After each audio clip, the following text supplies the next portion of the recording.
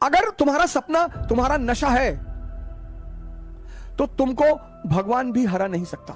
इस दुनिया में अगर आपका कोई शुभचिंतक है तो वो है मां बाप। मन दो चीजों से काबू में आएगा। बहुत सारे लोगों को महत्वाकांक्षा और जीवन यापन में फर्क ही नहीं पता। किसी गाने में अमिताभ बच्चन जी के बोल हैं कि नशा शराब में होता तो नाचती बोतल। एम्बिशन एक नशा है, वो जिसको हो जाए।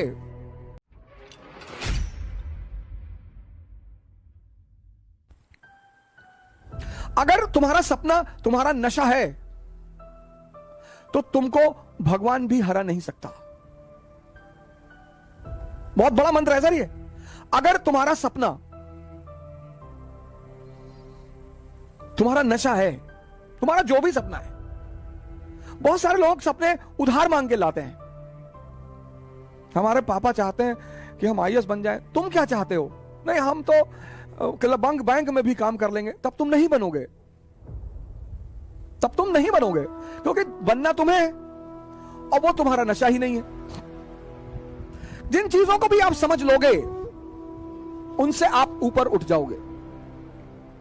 यह सबसे बड़ा सूत्र है सर। भागने की कोई आवश्यकता नहीं। जिन जिन चीजों को भारतीय अभिभावकों ने, मां बाप ने दबाने की कोशिश की, आज वही सब चीजें। सेक्स पर बात मत करो, सेक्स पे चर्चा मत करो, सेक्स पर नाम का नाम मत लो। अब देखो सारी क्लास ऑनलाइन चल रही है। बच्चा क्या देख रहा है तुम्हें क्या पता है? अब वो समय है जब आपको बताना पड़ेगा सर, बोलना पड़ेगा। क्योंकि जब भी कोई चीज हम बाहर से सीखते हैं तो बड़ी विकृत रूप में सीखते हैं सर। भारत में एक ग्रंथ है विज्ञान भारोतंत्र, जबरदस्त ग्रंथ है सर। उसी पर आधारित ओशो ने किताब लिखी संभोग से समाधि। उस किताब में सेक्स की कहीं चर्चा ही नहीं है। शंकर जी का बड़ा संबंध रहा नशे से। मैं बड़ा इस मामले को लेकर बड़ा चिंतित रहता था कि यार भगवान का नशे से क्या, ये क्यों धतूरा चढ़ाते हो, उस पर क्यों भांग चढ़ाते हो? सर उसका बड़ा आध्यात्मिक महत्व है। उसका इतना आध्यात्मिक महत्व है कि अगर हमारे देश का आदमी समझ जाए उस बात को, और वो सबके लिए है सर। मन दो चीजों से काबू में आएगा, या तो नशे से या ध्यान से। और शंकर जी का संबंध दोनों से है। मजेदार बात देखिए, प्रथम योगी माने जाते हैं विश्व के, ब्रह्मांड के। मन जो है वो दो चीजों से काबू में आएगा, एक तो नशे से।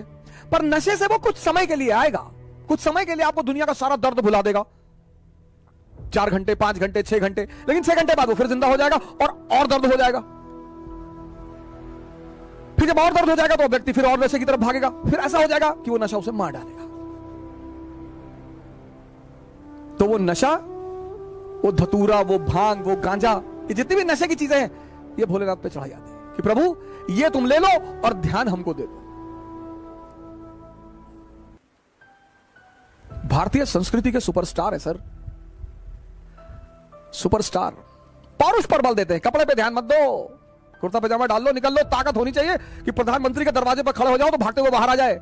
ये सब सूचना दे रहे हैं। वो टाई वाई लगा के, 50,000 का जूता पहन के, डीओ लगा के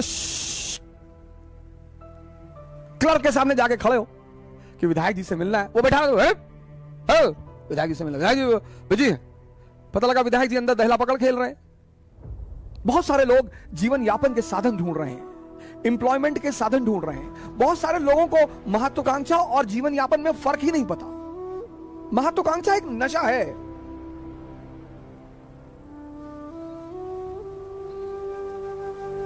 एम्बिशन एक नशा है, वो जिसको हो जाए।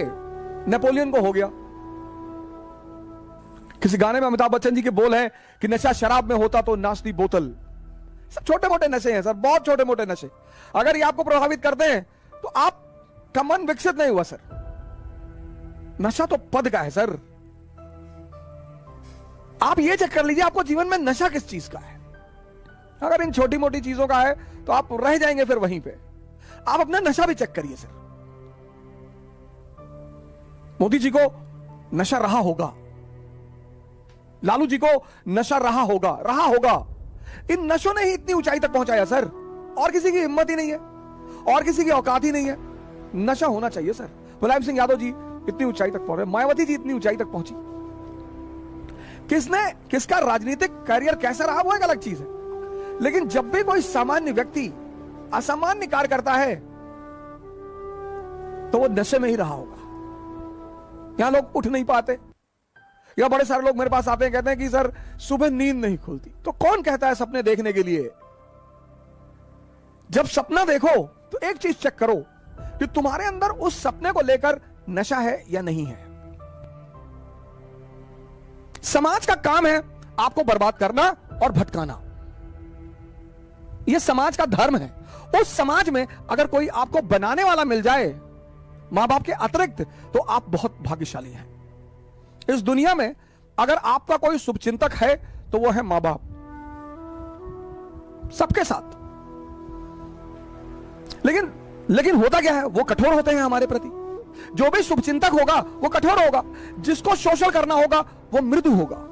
जैसे पड़ोस की आंटी, उनको कोई काम है, और बेटा बबलू कैसे हो बेटा, दिखाई नहीं पड़े, बेटा हमारा आटा लिया देते चक्की से, लो। अब मां इस तरह से नहीं बोलेगी, मां कहेगी बदतमीज कहां मरा हुआ था। तो अब हम ह्यूमन नेचर है हमारा, तो हमें मां बाप बड़े बुरे लगते हैं। लेकिन सूत्र यही है सर, जो भी आपके प्रति कठोर है वो आपका भला सोचता है, और जो भी आपके प्रति मृदु है, अच्छा बोलता है, आपकी सिर्फ तारीफ करता है, वो आपके शोषण के फिराक में है। जय हिंद।